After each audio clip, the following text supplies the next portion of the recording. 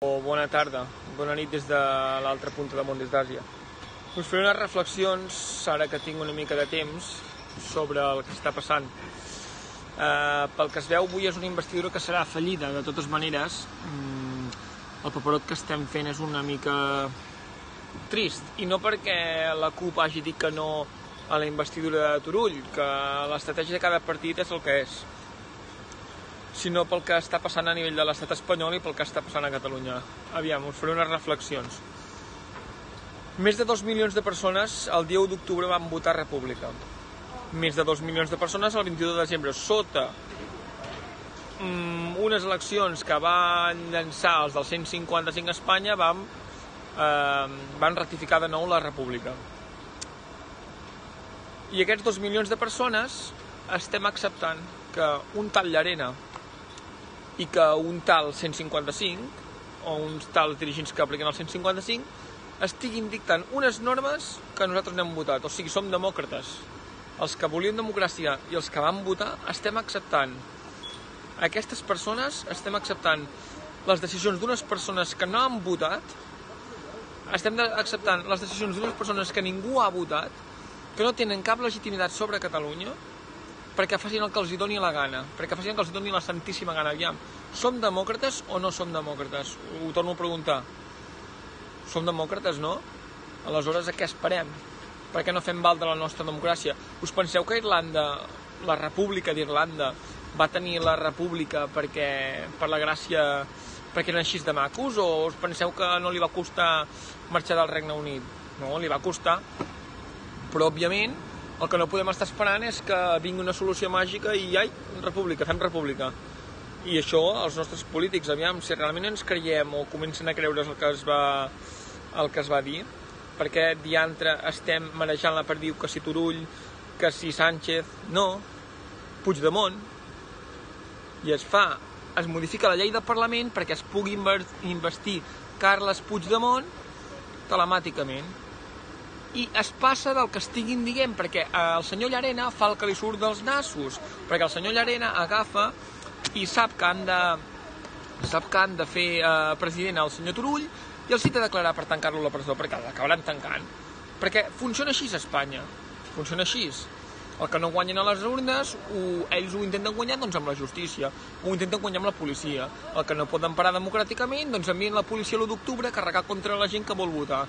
El que no poden fer, doncs ja ho veieu. Segons diu el Confidencial, a mi la policia m'ha denunciat per odi. Per què? Per denunciar totes les mentides d'aquest estat, per denunciar totes les seves mostres d'odi d'aquest estat, per denunciar que el dia 1 d'octubre se'n van anar al Col·legi Verd de Girona i van carregar contra la gent, perquè se'n van anar a Sant Julià de Ramis i van carregar contra tota la gent que hi havia allà i van rebentar el pavelló, perquè se'n van anar a Aigua Viva amb tota la gent que estava tan tranquil·la fent una paella i van carregar contra la gent i van tirar còctels de fum contra aquella gent. Per tot això, això és el discurs d'odi, Policía Nacional. Y os lo digo en castellano porque como sois monolingües y no aprendéis el catalán y no sabéis otras lenguas, os lo digo. El discurso de odio y el odio lo estáis haciendo vosotros. Y lo hicisteis vosotros en Calella saliendo de paisano a pegar a la gente. Lo hicisteis vosotros cuando desde alguno de los balcones sacasteis un arma de fuego. Lo hicisteis vosotros cuando os meabais encima de la gente. Esto es odio, pero como la justicia nos persigue a vosotros. Por cierto, Policía Nacional, si yo estoy diciendo tantas cosas de odio, yo pregunto, ¿cómo van las investigaciones sobre todos los que estaban criticando o los que se burlaban de los muertos de Germanwings y los que se burlaban de los muertos del atentado en Barcelona? ¿Estos los está investigando? Ah, no, es más fácil y es mejor perseguir a una persona que por sus ideas os critica, no? Doncs bé, torno tot al català perquè no entrarem l'entrellat amb aquesta gent. No entrarem l'entrellat amb aquest govern i és l'hora del poble. Jo us ho dic. La Marxa Verda, al Marroc la van fer 350.000 persones i els espanyols van haver de marxar. Quanta gent van votar República? 2 milions de persones, més de 2 milions de persones, quasi 2 milions 100.000 persones van votar República. En què estem esperant? En què estem esperant perquè la República sigui efectiva? Torno a dir-ho, no ens ho regalaran això, No ens ho regalaran, i fins que el món no vegi que hi ha gent disposada a materialitzar aquesta república, ningú ens reconeixerà ni ningú ens donarà el seu suport. Res més, us deixo, reflexioneu amb aquestes coses. Finalment acabo, gràcies per tota la gent que em va donar la seva confiança per formar part del nou secretariat de l'Assemblea. Intentaré que tot el que penso i tot el que he defensat aquest temps posar-ho a la pràctica. Ja avanço ara que si s'ha de votar un presidenta de l'Assemblea, el meu vot serà per a les persones o per la persona que es comprometi a materialitzar la república, i donaré el suport a aquesta gent. No donaré suport a allargar més i a fer la puta i la ramoneta més temps i anar amb el lliri a la mà, perquè amb el lliri a la mà ens estan estomacant, ens estan humiliant, estan fent el que els dona la gana, i aquí tothom ho està acceptant tot, i s'ha d'acabar això. S'ha d'acabar això. No pot ser que ara que s'ha de fer president en Turull, avui surti la Guàrdia Civil dient que era una figura molt important. No, es que, señores de la Guardia Civil, aquí las figuras importantes somos 2.100.000 catalanes. A ver si lo tenéis claro. 2.100.000, a ver si tenéis suficientes cárceles para todos. Ho enteneu? A veure si teniu suficients presons per 2.100.000 persones. Per què no teniu aquestes presons?